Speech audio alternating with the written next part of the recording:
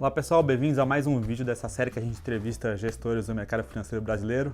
Hoje a gente tem o prazer de trazer o primeiro multimercado que a gente vai entrevistar, que é o Marco Freire da Kinea. A gente acompanha a Kinea há algum tempo já, foi um dos primeiros fundos que a gente recomendou aqui no Nord Fundos. Então é um prazer ter você aqui, Marco. A gente sabe que a agenda nem sempre é corrida, né? Sim.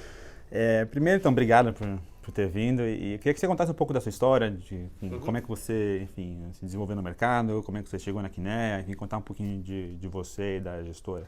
Tá bom, prazer estar aqui com vocês com a Nord hoje. Eu geralmente falo que minha história com o mercado começou em 1994, foi quando eu estava escolhendo minha faculdade. E eu falo isso porque foi muito marcante naquela época para mim, porque foi quando, vocês vão se lembrar, começou o Plano Real no Brasil. Sim. Então, um belo dia, a inflação some, e aquilo para mim foi muito marcante. Eu acho que quase todas as minhas escolhas profissionais vieram daquele impacto, daquele evento, na minha percepção de mundo. Sim, sim. Então, eu quis estudar economia, quis estudar inflação. Você começa a estudar inflação, você começa a estudar juros, e é outro preço importante na economia é o dólar. Você começa a se interessar por dólar, por juros, por inflação. E aí fui fazendo, eu sou carioca, então estudei na PUC do Rio, fiz faculdade, fiz mestrado, e depois quis trabalhar com isso na prática. E aí saí do Rio de Janeiro, vim para São Paulo, trabalhar na época que era o Bank Boston, numa mesa onde basicamente eu tradeava os mercados de forma macro, ou seja, olhando a economia, para se posicionar em juros, dólar, inflação e bolsa. E eu conto geralmente que a primeira lição bem importante que eu aprendi, e geralmente se aprende tendo prejuízo, é que, na verdade, economia e mercado não é exatamente a mesma coisa. Exato. Você tem que saber o preço certo de comprar um ativo financeiro, você tem que saber o preço certo de vender um ativo financeiro, você tem que saber diversificar a sua carteira, você tem que trabalhar seu preço médio das suas posições, tem que tentar começar a entender que mercado, no fundo, é simetria de preço. Sim. Comprar um ativo, o futuro é incerto, eu não sei o que vai acontecer, tem que comprar um ativo financeiro que eu tenho que tentar perder pouco para ganhar mais do que eu me propus a perder. Então, essa foi a lição valiosa de passar de economia para o mercado. Foi a primeira grande lição. E depois eu fui montar, na verdade, uma empresa estrangeira chamada Franklin Templeton, uma empresa muito grande no mundo, que estava montando uma área multimercado aqui no Brasil. Eu fui montar essa área, passei 7 anos montando essa empresa. E ia montar mesmo, assim, porque não tinha risco, não tinha nada, operação, né? não tinha nada, não tinha funcionário, não tinha nada. Então você começa a montar esse processo do zero. Então acho que é o mesmo processo de investimento que eu uso até hoje na minha carreira, então processo de investimento testado ao longo do tempo. E eu acho que a segunda lição importante que veio dessa época é o seguinte, que não adianta também só se olhar a economia, você tem que olhar o micro das coisas. Não adianta só saber o que vai acontecer com o PIB, ou saber, ou tentar antecipar movimentos do PIB, de inflação, preciso saber qual ação comprar, qual ação vender, o que está acontecendo no setorial, tem que tentar entender outros países, tem que internacionalizar mais a carteira, tem que escolher bem o instrumento financeiro para fazer aposta, porque faz diferença, né? Faz toda a diferença do mundo para você conseguir ter consistência ao longo do tempo. Então foi esse o desafio, fizemos por 7 anos esse desafio, a gente foi razoavelmente bem. E aí eu fui chamado para ir na Kinea montar uma área de multimercado, na linha que eu tinha montado na Franklin Templeton, sempre de novo do zero, Começar assim, do zero recomeçando o processo. E a gente está 5 anos nessa jornada.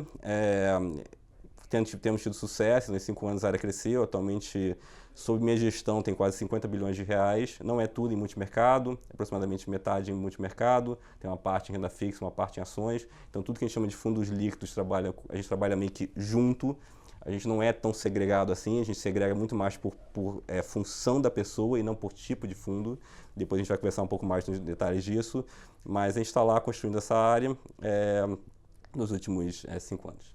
Legal. Queria que você comentasse um pouco, assim, primeiro é uma coisa que é interessante, né, que assim, não só saber a economia, né, você precisa saber escolher os ativos corretamente, né, saber o que está barato, o que está caro, né, assim, não adianta ser simplesmente acertar cenário, né. Queria que você comentasse um pouco como é que você, trazendo essa história que você colocou da Franklin para cá, como é que vocês estão estruturados hoje, como é que vocês se dividem, enfim, em pessoas, quantas pessoas vocês estão e como é que vocês se organizam para, no final do dia, o cliente olhar na cota lá e falar, olha, tá aqui, gerou retorno, tanto, né? Como é que veio, como é que de onde que saiu isso aí, né? Que o pessoal vê a cota às vezes e não tem percepção do que tem por trás daquela cota. Abrir a cozinha, né? Exatamente. Vamos lá, deixa eu dar um passo atrás até, Luiz, começar falando um pouco do que a gente está tentando buscar, porque se você sabe onde está tentando ir, vai ficar mais claro como é que você estrutura o time para tentar chegar lá. Então, qual que é a minha grande história com montar a área de multimercado? Assim, eu comecei falando um pouco da trajetória até para ficar mais claro. O Brasil foi marcado por existem vários tipos de multimercados, o Brasil é marcado até hoje por um tipo específico de multimercado, que é o multimercado macro. Sim. O que é o multimercado macro, para quem está nos acompanhando aqui? É aquele multimercado que geralmente vai olhar o cenário econômico para tentar se posicionar para isso. Tentando pegar movimentos grandes no mercado de juros, movimentos grandes no mercado de bolsa, movimentos grandes no mercado de câmbio. Por que isso historicamente funcionou muito bem no Brasil? Por que o Brasil é muito caracterizado por isso? Porque você tem um país que nossa história é muito volátil. Exato. País que a economia é muito volátil, que algum dia a gente está discutindo que o país vai quebrar ou não. No outro dia você está discutindo que a inflação acabou. Exato. E um dia os juros é 14, no outro dia os juros é 4,25. Exatamente. Gestão macro funciona, porque você tem muito movimento nos Exato. preços básicos da economia, que é os juros e câmbio. Exato. Quando você tem um país minimamente desenvolvido, que a oscilação dos preços básicos da economia, que é os juros e câmbio, aqui são menores, isso para de funcionar também. Você começa a ter que fazer coisas diferentes. Então vai ser escolher a ação certa na bolsa, vai ser saber o momento certo de comprar, o momento certo de vender. Você vai ter que usar também instrumentos derivativos para maximizar seu risco e retorno na aposta. Você vai ter que olhar mais o mercado de commodities e por aí vai. Você vai ter que começar a olhar a carteira não só naquele top-down, aquele macro, mas olhar também o específico micro. Então, nosso objetivo, no final das contas, é fazer um fundo que não seja só macro, que seja macro e também o micro, seja o geral e o específico. Porque a gente acha que com o Brasil mais estável nos próximos anos, isso vai ser cada vez mais necessário para ter retorno. Esse Brasil tem ciclos muito curtinhos, né? Exatamente. Eu falo o seguinte, assim, a morte para o multimercado não é do estilo macro, não é os juros baixos. A morte para o multimercado do estilo macro é os juros pouco volátil. Exato, porque você não tem muita oportunidade de ganhar dinheiro se o juros ficar pouco volátil. Você precisa que a coisa mexa para algum lugar. Então, essa é a nossa história. Assim, o Brasil tem quase 90% dos fundos multimercados que são macro. Nos Estados Unidos, isso é menos de 10%. Só para você ter ideia como o Brasil é deslocado lá para fora. Então a gente tem que trazer esses outros estilos de gestão de multimercado para o Brasil, fazendo um processo que seja diversificado entre vários estilos de gestão diferentes. Então o time busca fazer isso. Como é que a gente faz? Agora chegando finalmente na sua pergunta. A forma que a gente faz é ter times específicos para cada tipo de gestão ou tipo de mercado. Então, tem um time que faz macro do Brasil?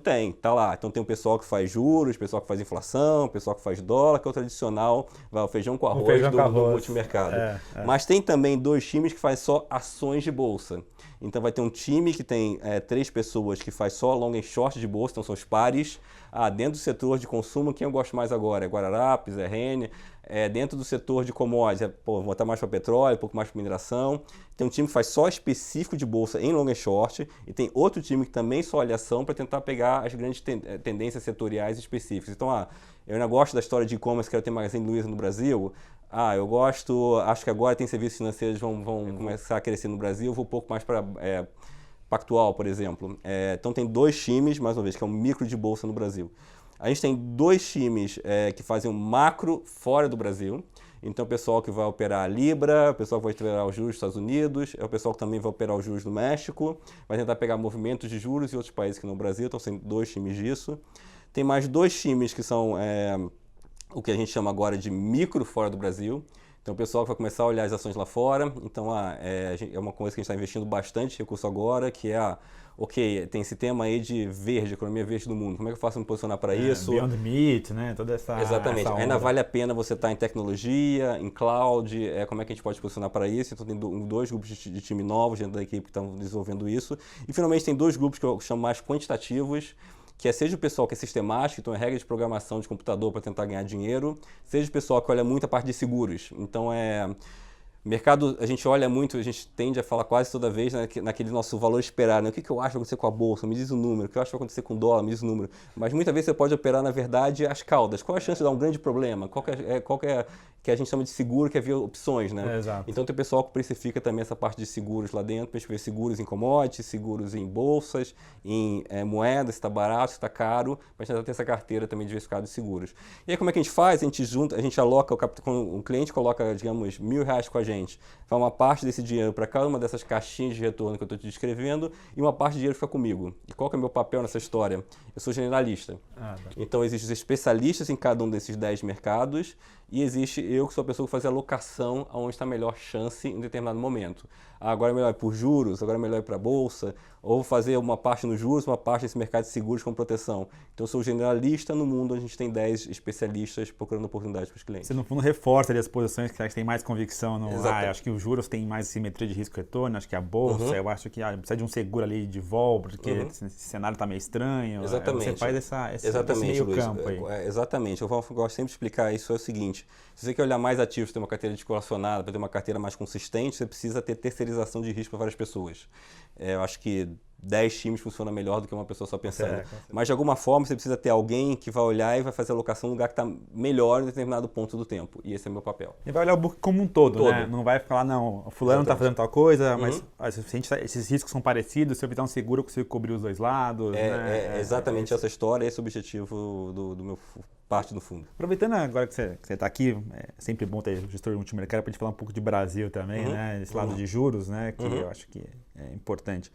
Eu escutei um call seu que você tem uma frase que eu achei que foi assim, muito representativa desse momento, né? Que a gente olha a curva de juros, né? A gente olha a Selic nesses níveis, fala, nossa, o que vai fazer e tal. E você fala, olha, se a curva de juros estiver certa, né? Se os preços dos ativos forem isso aqui, é porque o Brasil deu muito errado, né? Assim, eu queria que você explicasse um pouco o que isso quer dizer e como é que isso está alinhado com o cenário de Brasil que você enxerga, como é que você enxerga isso e enfim, como é que você deriva isso para essa posição. Vamos lá, vamos só citar um pouco, né? A gente está falando aqui um pouco depois da reunião do Banco Central, que deixou a Selic chegou no mínimo histórico de 4,25 e o Banco Central sinalizou que vai ficar, pelo menos por curto prazo, parar nesse nível de 4,25. E a questão é o que acontece depois, né? E aí você olha a curva de mercado, o mercado tem expectativas de quanto vai ser os juros em cada momento do tempo. Então o mercado atualmente fala que os juros no final do ano deve ser próximo de 5, um pouquinho abaixo de 5. Fala que os juros de 2021 vai subir para algo como 6,25 e depois subir para 6,25 vai chegar lá em 2022 para uma coisa mais próxima de 7%. Aproximadamente isso, assim. Oscila um pouco, mas está mais ou menos essa história. Em linhas gerais. Então, grosso modo, em 2 anos, o mercado fala que a Selic do Brasil vai voltar 2 anos e pouco, que a Selic do Brasil vai voltar do 4,25 para 7. Por que a gente tem uma opinião diferente do que está no mercado hoje? E aí por isso que vem a história se o Brasil deu muito errado. Porque o Brasil ainda hoje é um país que tem um desemprego de 11,8% aproximadamente. É muito alto. O tamanho da crise que o Brasil teve econômica foi maior em 100 anos. Você não recupera uma crise dessa depois de um ano, que foi o ano passado que a gente cresceu 1%, o ano retrasado que a gente cresceu 1%. Exato. Então nosso PIB per capita caiu quase 10%, a gente cresceu per capita 0 por 2 anos. E a gente já está numa situação que a gente vai subir os juros de novo, é só se alguma coisa deu muito errado, porque é isso, assim, teoricamente a gente vai demorar anos para curar essa crise, a gente vai ter, não tem problema o Brasil crescer 2% esse ano, não tem problema o Brasil crescer 2,5% no ano que vem, porque a gente tem espaço para crescer, porque a gente tem, infelizmente, muito desempregado que vai ter que voltar à força de trabalho. Então esse processo não deveria vir com inflação, não deveria pressionar os juros para cima. O que acontece, eu acho, com um pouco o mercado, né? Geralmente o mercado ele é muito marcado pelas histórias das pessoas que estiveram lá. E como a história da maioria das pessoas foi que depois do ciclo de corte, 3 ou 4 reuniões depois vem um ciclo de alta, eu acho que as pessoas tendem a esperar que vai acontecer o que aconteceu no passado. Mas você olha um pouco para fora do nosso umbigo, sai um pouco do Brasil, você vai ver que lá fora os países tiveram uma crise semelhante ao Brasil. Pega a Europa, por exemplo. A Europa a crise foi em 2012, estamos em 2020 e juros está menos 0,5.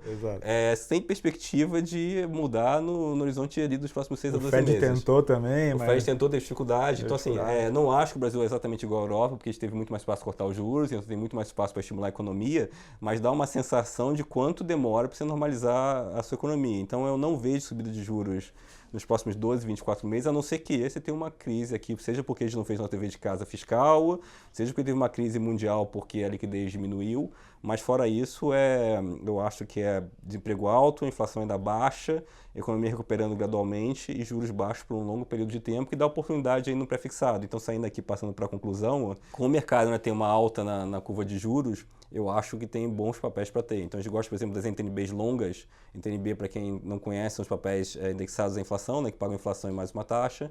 O papel longo tem essa vantagem, quando a taxa cai, tem um ganho de apreciação de preço razoável, porque é um papel longo, então o preço mexe bastante com a taxa. E acho que ainda tem oportunidade, quando você vê uma NTNB 2050, para falar mais longa aqui, com juros real de 3,5%, ainda é um juros bem alto.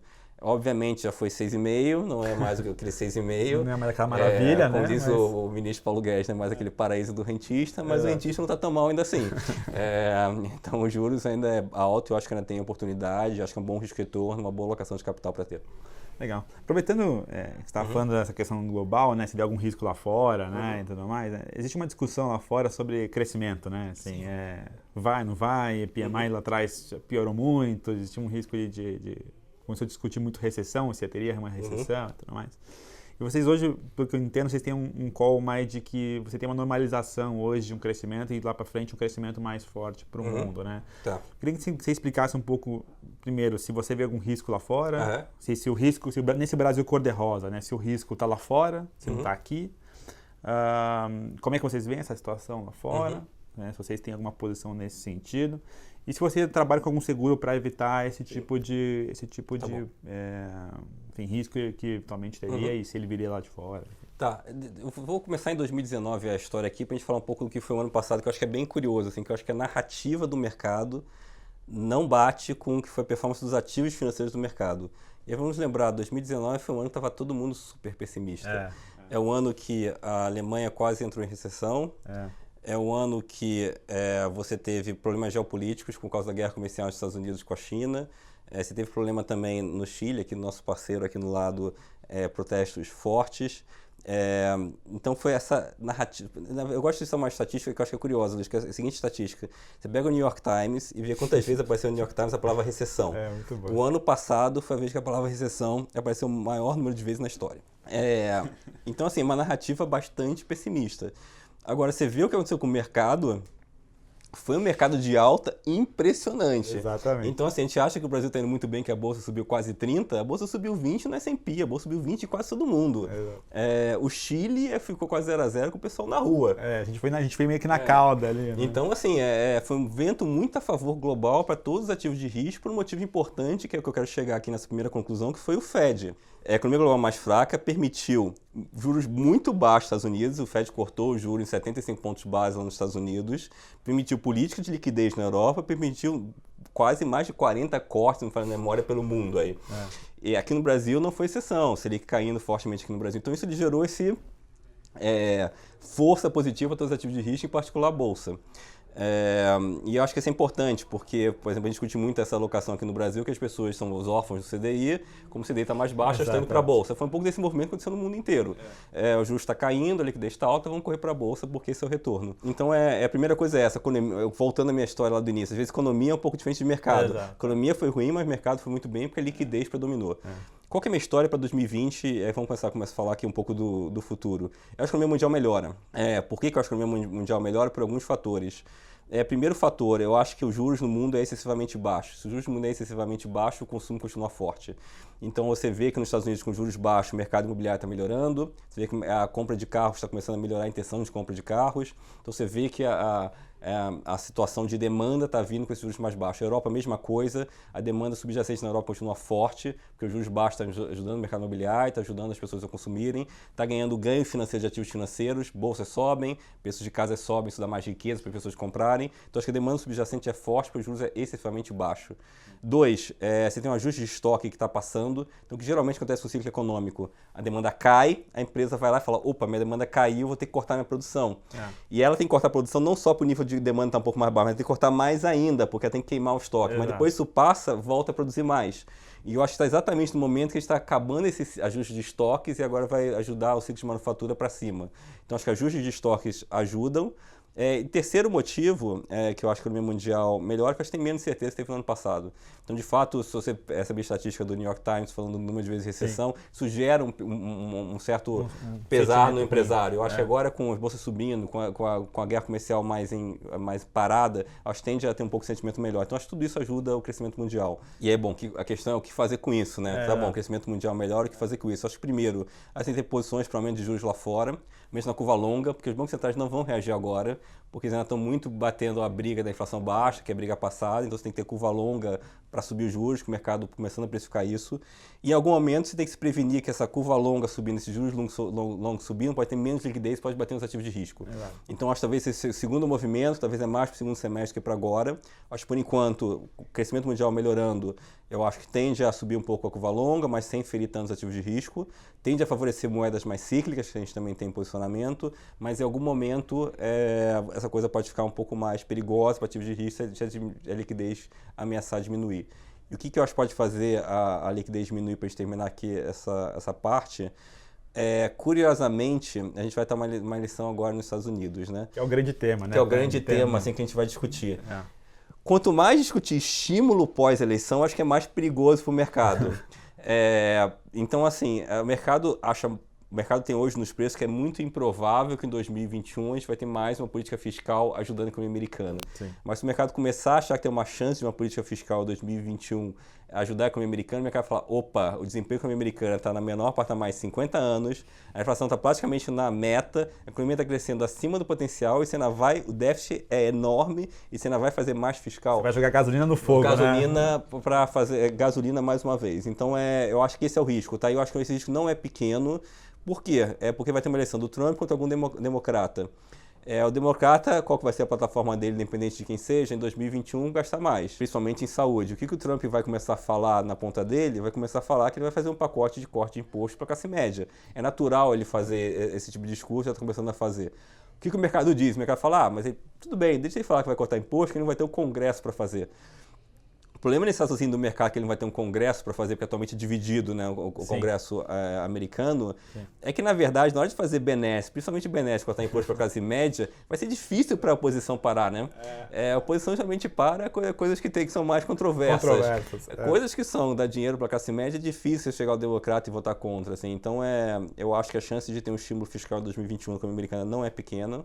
E acho que seria má notícia para os mercados globais, porque implicaria diminuição de liquidez. Não acho que é para agora, por enquanto você tem que ter posições para juros lá fora subindo de uma forma benigna, então alocação de bolsas eu acho que ainda faz sentido, apesar de ter menos retorno do que antes, porque vai ter menos Banco Central ajudando. Acho que ainda fazem sentido, mas acho que conforme progredindo no ano esse risco começar a entrar no radar, eu acho que aí você tem que continuar com esse hedge de subida de juros lá fora e ficar um pouco mais defensivo nas bolsas. Você acha que essa questão de coronavírus, isso impacta um pouco a tese de vocês? Vocês têm essa tese de crescimento? Vocês têm alguma coisa? Com certeza, com certeza no curto prazo vai impactar. Então a gente começou em janeiro, o fundo funcionou bem, mas uma parte do fundo está posicionada para essa ideia de crescimento mundial melhorando, sofreu. E sofreu por causa disso, porque de fato você tem um país que é a China, que é um país super importante mundial, que está quase parado em partes importantes do país. Então isso vai ter um impacto no curto prazo. A questão é um pouco assim, quanto isso perdura no tempo? Isso é uma oportunidade de adicionar ao tema ou essa é uma situação que vai mudar a economia global daqui a 12 meses? Eu acho que não vai mudar a economia global daqui a 12 meses. Para mudar a economia global, teria que se propagar muito para outros países fora a China, teria que ter uma taxa de mortalidade muito alta e difícil de combate. E não parece que as estatísticas mostram. Assim, então, fora da China, a propagação ainda está pequena, a taxa de mortalidade ainda razoavelmente baixa, o que é excelente notícia. Então, acho que sim, vai ter um impacto de curto prazo. Sim, isso dá muita volatilidade no mercado. Prepare-se que os dados de fevereiro e março podem vir uns dados difíceis, mas depois, quando a coisa normalizar, vai ter o dado na ponta contrária, vai ser mais forte do que seria se isso não acontecesse. Então, eu acho que é ter um pouco de paciência e tentar discernir o que é mais o ruído de curto prazo, que muda a economia de uma forma estrutural. Mais uma vez, aquela questão de mercado versus economia, né? Você pode saber que a economia pode piorar, mas do ponto de vista dos ativos, você fala, não faz muita diferença. O mercado, em algum momento, começa a antecipar que essa coisa vai ser passageira. No início, o mercado fica muito perdido nisso, então é curioso isso, que é uma coisa muito fora do que o mercado é acostumado a discutir. Quantas vezes a gente tem uma epidemia mundial que você possa olhar os exemplos históricos para ter ideia do que vai acontecer? Pouquíssimas vezes na história. Consequentemente, você não consegue... e como é que você prevê qual vai ser a taxa de contaminação, de passar o vírus para uma outra pessoa, como é que é o impacto na economia? Você não consegue ter muita referência. Então, é natural, nesse momento, você não tem muita referência, você fica com mais medo. Exato. As pessoas, de modo geral, o mercado não é exceção, lidam mal com incerteza. Então, acho que acontece isso, aconteceu no início do ano, mas, mais uma vez, eu acho que se você olhar no prazo mais longo, eu acho que a história não muda. Pensando um pouco agora no estrutural, né? Você comentou sobre essa questão dos macros, né? Que lá fora são muito menores e eles precisam, de certa maneira, o macro Brasil sempre ganhou muito dinheiro nessas três caixinhas, né? Principalmente em duas, né? Que é juros e câmbio, né? Sempre foi o grande mote, né? Dos multimercados. Nunca fizeram muito bolsa, né? Hoje parece que bolsa é o que todo mundo quer, né? Todo mundo fala de bolsa, né? O tempo todo.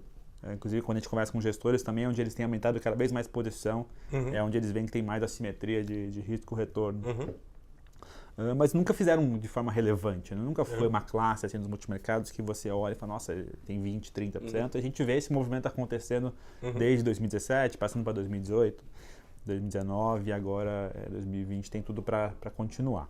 Como é que você vê essa questão, né, de os multimercados trabalhando com mais bolsa, né, sem necessariamente terem, né, feito e ter histórico? E como é que vocês na Quiné estão preparados para lidar com essa nova dinâmica que provavelmente tende a se permanecer mais para frente? Né? Como é que vocês pensam isso? Como é que vocês estão olhando isso daí? Bom, para a gente é super natural esse movimento. É um movimento que a gente está apostando há alguns anos. Talvez eu acho que atrasou mais do que a gente imaginava, mas finalmente chegou. Então, assim, a gente tem atualmente dentro da Kinea trabalhando com bolsa 7 pessoas. E quando eu falo bolsa, acho que uma coisa bem importante para discernir aqui, para mim é bem diferente bolsa o cara que está olhando a Via Varejo, o cara que está olhando a Lojas Renner, o cara que está olhando a JBS, do que o cara que está olhando o índice Bovespa. Exato, que é maior. E achando que é só economia, porque passar de economia para bolsa é o mercado mais difícil de fazer. Vou dar um exemplo simples aqui para você, que eu acho que é sintomático. As pessoas estão falando a seguinte narrativa: o PIB brasileiro vai ser melhor esse ano, vai ser bom que vai ter mais lucro. Você tem que entender que o índice Bovespa é bem diferente da economia brasileira. Exatamente. O índice Bovespa tem 25% em bancos, o índice Bovespa tem mais de 30% em commodities. Metade do índice. Então, mais metade do índice, assim, não é essa relação tão clara. Inclusive, o crescimento de lucros de banco esse ano vai ser bem menor que o ano passado, porque você vai ter menos queda de provisão para inadimplência, que foi o que ajudou muito o resultado de banco ano passado. Você vai ter a performance previdência subiu, o imposto sobre os bancos, que vai pegar esse ano, fora toda a coisa da competição da fintech, que também, de certa forma, prejudica os business de FII, os business de renda dos bancos. Então, não é verdade, não é tão claro que a economia melhorando, você vai ter muito mais crescimento de lucro no Brasil. Assim, não é. Tipo a relação que você faz do cenário macro para o micro, que às vezes você erra. Exato. Não quer dizer que na bolsa não vai ter empresas que isso vai acontecer. Exatamente. Então tem algumas empresas dentro da bolsa que na verdade elas operam com margem operacional mais baixa. Então quando a maré melhorar, a economia melhorar, elas vão ganhar um pouco mais de margem, ganhando um pouco mais de margem, vão ter um impacto no lucro que é muito relevante. Uma alavancagem operacional. Porque tem exatamente, assim, nos últimos anos você teve alavancagem financeira com juros baixos, agora você pode começar a ter alavancagem operacional, que a economia voltando mais consumo, você pode aumentar um pouco ali seu preço, seu custo ainda está controlado porque ainda tem muito desemprego e você ganha margem operacional e lucro. Então você tem que ir nessas empresas. Além disso, tem que ver os temas estruturais, que são no Brasil, é saúde, é educação, é serviços financeiros, quais são os sistemas estruturais que vão continuar agregando. Então, assim, acho que tem muita coisa para fazer na Bolsa, eu só não acho que essa coisa é tão simples quanto juros, crescimento maior é maior lucro do índice. Também não acho, e é outra coisa importante para esse ano, que eu acho que a gente vai ter que ter bastante cuidado, não acho também que vai ser retornos na bolsa como você teve nos últimos anos. O ano passado, o índice subiu 30%, mas a gente teve 4 setores na bolsa que dobraram de preço. Setores, tá? Não estou falando papéis. Não é papéis, não é papéis. É setores inteiros. Setores que dobraram de preço. Então, assim, o retorno daqui para frente vai ser menor. Em parte, esse movimento dos juros mais baixo, que aconteceu no ano passado. Muita gente entrou na bolsa, essa bolsa subiu, agora os retornos vão ser mais devagar. Não quer dizer que eles não vão ser positivos. Eles vão ser positivos, mas vão ser menores. E vão ser mais voláteis, porque muita gente comprou bolsa, como você falou, muita gente nova, que assim, não tem aquela experiência de passar. Uma coisa é comprar bolsa quando está subindo. Quando está subindo é tranquilo. Outra coisa é ter a paciência de ter um ativo financeiro que vai te render 10, 15% no ano e ele, em algum momento do ano, está caindo esses mesmos 10% em um mês. É difícil você ter a calma e a paciência necessária para esse movimento, se aguentar esse movimento, eventualmente ver o que é para comprar, o que de fato mudou a história, você tem que vender. Então, eu acho que uma história de bolsa, ela é retornos positivos sim, porque os juros não vão continuar baixos no Brasil, o Brasil vai recuperar, e eu acho que o mundo ainda é razoavelmente bilíngue, principalmente no início do ano. Mas é um retorno menor e mais volátil, onde você tem que fazer um mix, escolher o papel para ganhar dinheiro. Então, a história, eu acho que o alfa, que a gente chama, né, que a história não é tanto de tudo subindo, a história do que vai subir é super importante. Então, eu vou dar o exemplo lá, passando de um dos fundos da casa, que é o Kinea Atlas, que é o nosso multimercado mais ativo.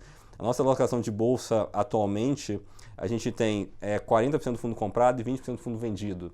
Então você vê que não é nem só os 20 comprados, os 20 comprados é tudo em papéis específicos que a gente gosta, então tem coisas lá como locação de automóveis que a gente gosta, tem coisas de elétrica que a gente gosta, coisas do setor de alimentos que a gente gosta, serviços financeiros, é tudo em papel esses 20. Além disso tem 40% que esses 20 comprados com 20 vendido, que é long and short para tentar gerar dentro do setor uma empresa que gosta mais do que uma outra, e vai tentando, são pequenas, eu falo a seguinte frase que eu gosto: migalhas também são pães. Exatamente. Não vai ser, cada uma dessas, atualmente a gente tem 40 dessas apostas no fundo, 40 pares de ações.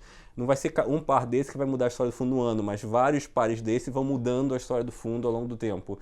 Então é assim que está posicionado, está bastante coisa micro, olhar os papéis, fazer bastante long and short, ter paciência nessa parte comprada para também escolher bem os papéis e ter espaço para aumentar a momentalização, entendendo que o retorno da bolsa agora vai ser um pouco menor do que nos últimos anos e provavelmente mais volátil. Isso que é legal, né? Vocês não só... acho que esse é um grande segredo que você comentou, não vai ser só o índice, né? O índice ele é muito disperso, né? O micro vai ser muito importante, né? E se você não tiver uma equipe para olhar isso e olhar o micro, saber discernir, eu vou entrar no meio de pagamento, eu vou entrar no varejo, e aí em varejo eu não vou entrar em Renner, porque Renner tá caro, eu vou entrar em, sei lá, Guararapes, enfim. Esse vai ser um grande definidor, né? E já está valendo. Assim, você olha os fundos de janeiro, por exemplo, lá na nossa área, tiveram um mês bom, um mês difícil da parte macro, assim, e foi exatamente isso. Porque você olha o índice Bovespa não subiu no mês, mas em parte não subiu porque as ações de banco caíram muito. Exato. Assim, caíram 6 a 10% as ações de banco, são 25% da bolsa. Mas você olha as ações de construção civil, elas foram bem, as ações das indústrias foram bem, as ações de elétricas, a maioria foi bem. Teve muita coisa indo bem na Bolsa Brasileira. Assim, as ações das empresas de comércio eletrônico, de e-commerce, subiram fortemente em janeiro, assim, mas fortemente mesmo. Via Varejo super bem, mas em Luiza super bem. Então, assim, tem muita coisa ainda positiva acontecendo debaixo da bolsa, que está debaixo do índice, você não está vendo, você está vendo o índice. E tem oportunidade para a gente trazer retorno para o cliente. Está vendo aquela névoa, né? Mas não está vendo a interna, né? Sabe que vocês têm, acho que, às vezes, mais analista em bolsa no multimercado do que a gente vê gestores de ações com equipes de bolsa, né? Então, isso dá uma robustez para o processo. Acho super né? importante. Eu acho que, se você olhar nos próximos 2 anos, os caras que vão perdurar, vão ser os caras, mais uma vez, saírem um pouco só de tradar juros e dólar e começar a tradar quais são as ações da bolsa, e o seguro onde que eu compro, o que eu posso fazer no mercado internacional, quais são as chances para fazer lá e como é que eu me aproprio, são mais na bolsa, são mais nos juros lá fora. Eu acho que isso que vai ser a história, porque eu acho que vai ser um cenário, de modo geral, mais difícil para ganhar dinheiro do que foi nos últimos anos. Infelizmente, quando você sai de juros de 14 como no Brasil, para um juros de 4, como está agora, 4,25, isso faz todos os ativos financeiros subirem muito. Então, fundos imobiliários subiram muito, os fundos de mercado performaram bem, os fundos de bolsa foram muito bem. Você tem, como os juros é o que faz o preço de quase toda a cadeia de preço dos ativos financeiros, que os juros mais baixos ajuda todo mundo. Então, a maré vem forte e leva todo mundo para alegria. Agora, essa maré continua boa, mas ela não é tão forte, porque os juros não tem mais muito espaço para cair, é quase matemático. Sai de 14 para 4,25, não dá para você cair tanto. Não dá para você ir muito mais do que isso, né? Por mais Até o que Copom vai ficar um tempo sinalizou parado. isso. Então, assim, eu acho que vai ser um pouco mais difícil, vai ser um pouco mais suado, e você vai ter que diversificar mais, fazer mais coisas diferentes.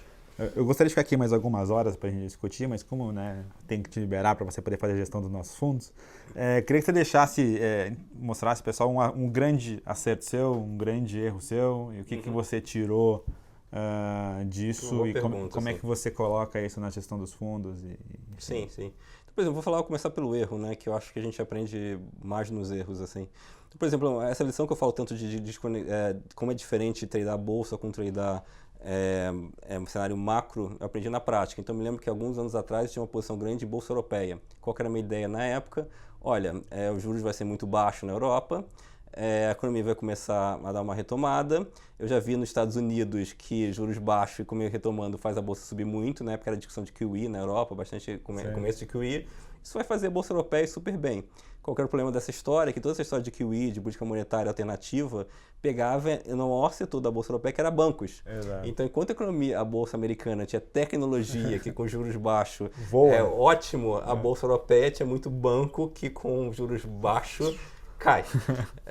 Então, eu acho que foi uma lição assim, de várias outras. Assim, eu acho que outra lição importante, como eu falei também, essas coisas de tamanho da posição, quando entrar, o que está no preço. Então, a gente tem uma tendência muito grande a imaginar qual o cenário mais provável que a gente vai viver e tentar se posicionar para esse cenário mais provável. Isso é um grande erro. A gente tem que pensar qual o cenário mais provável, qual que é o alternativo negativo, qual que é o alternativo positivo e será que eu ganho mais no que no outro lado? E daí que vem a posição. Isso também aprendi a duras penas.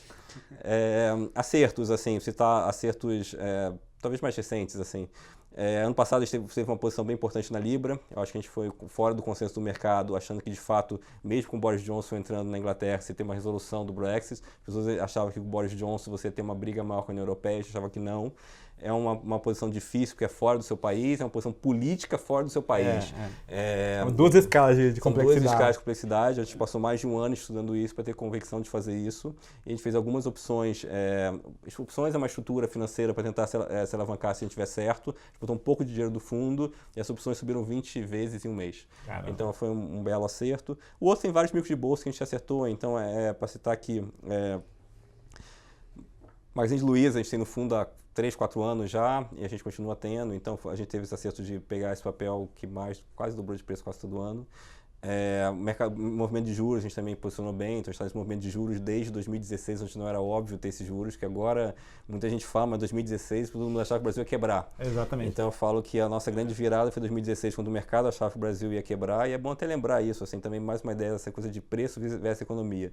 narrativa de 2016 no Brasil era, a gente tem um presidente que não vai conseguir ajustar o fiscal, se não vai conseguir ajustar o fiscal, você vai ter que ter muita inflação. E aí você olhava, o mercado precificava uma inflação no Brasil acima de 10% por 20 anos. 4 anos depois, em termos históricos, é super pouco tempo. Essa mesma inflação é 3,5%, 3,60% para os mesmos 10, 20 anos. Você vê a diferença, né? Você vê a diferença. Que já dá uma ideia onde que é bom você comprar um seguro. Se as coisas derem errado no Brasil, provavelmente essa inflação longa de 20 anos a 3,60 é um bom seguro, porque eu sei que a inflação no próximo mês vai ser baixa, eu sei que em março vai ser baixa, mas no Brasil, 20 anos e 20 anos coisas acontecem. O Brasil é Brasil, não dá para também... Eu não sei qual vai ser a política econômica no longo prazo, então tem seguro barato até para ter.